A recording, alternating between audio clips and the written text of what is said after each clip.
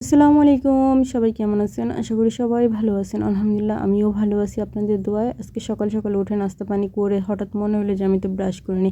তো ব্রাশ করে তারপরে যখন থুক ফালাইতে গেছি দেখি বেসিং একটা একদম নোংরা হয়ে আছে। তো কি করব, মুখটা ধুয়ে তারপরে এই যে বেসিংয়ের ভিতরে যত ময়লা টলা ছিল এগুলো সব সাফাই করে বাস্কেটে ফেলে দিয়ে তারপরে একটু ডিটারজেন্ট দিয়ে প্লাস্টিক দিয়ে তারপর ঘষে মাইজে তারপরে ধুইলাম। ধোয়ার পরে তারপরে চিন্তা করতেছি যে এখন তো এটা অনেক চকচকা ফকফকা হয়ে গেছে। এখন নেক্সট কাজ হয়েছে আমার থালা বাটি ধোয়া। তারপরে কি রান্না করব, এই দেখেন কত সুন্দর করে ধুয়ে ফেলছি চকচকা ফকফকা করে।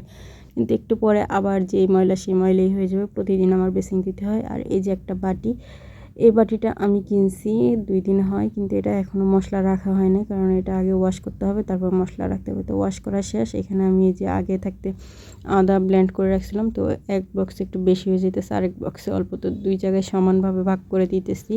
তারপর আবার আরেকটা বাটিতে আমি আদা আর রসুন একসাথে মিক্স করে ব্লেন্ড করে রাখছিলাম অল্প কিছু, তো ওইখানে আসলো 1-2 চামচের মতো, ওইটাও আমি আলাদা সাইডে করে রাখতেছি। আর আমার মা আমাকে বলে আমার হাতে নাকি কোনো কিছু টিকে না। আমি একটা মশলার বাটি দিয়ে 20 বছর পার করে দিছি, ভাবা যায়? আর আমার মা আমার ছোটো থাকতে কইতো যে তোর লোহা দিয়ে জুতা বানাই দিলেও টিকবে না, তোর জুতা এত ছিঁড়ে।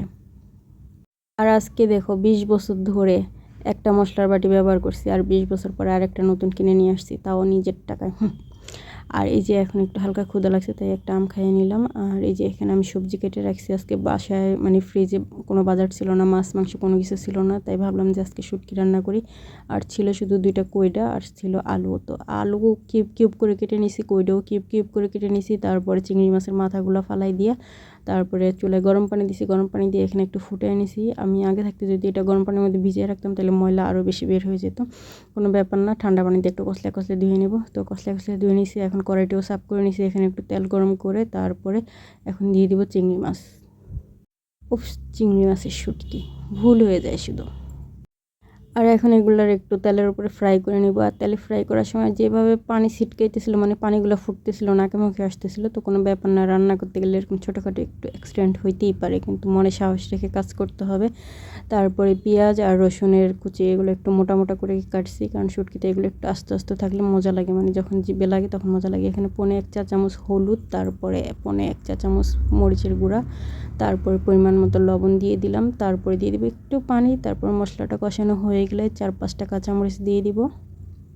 তারপরে আরেকটি কষাই, তারপর সবজিগুলো সব দিয়ে দিব। সবজিগুলোর একটু ভালোভাবে কষাইতে হবে। আর এই সবজিগুলো রান্না করার সময় কত কিছু যে মাথায় আসতেছিল, কি রংপুরের মানুষের মতো রান্না করতেছি না ময়মনসিংহের মানুষের মতো রান্না করতেছি নাকি সিলেটিদের মতো হুটকির শিরা রান্না করতেছি। কারণ সিলেটিরা যখন শুটকি রান্না করে ওরা হুনি তো চট্টগ্রামের ভাষায় বলে, হুটকি না কি একটা বলে, তো হুটকির শিরা রান্না করে। তো ওরা ওইখানে তেল দেয় না। তারপর রংপুরের মানুষ যারা, তারাও শুটকিতে তেল ছাড়াই রান্না করে, এরকম শাকসবজি দিয়ে সুন্দর করে রান্না করে। তবে খেতে খারাপ হয় না, ভালোই লাগে।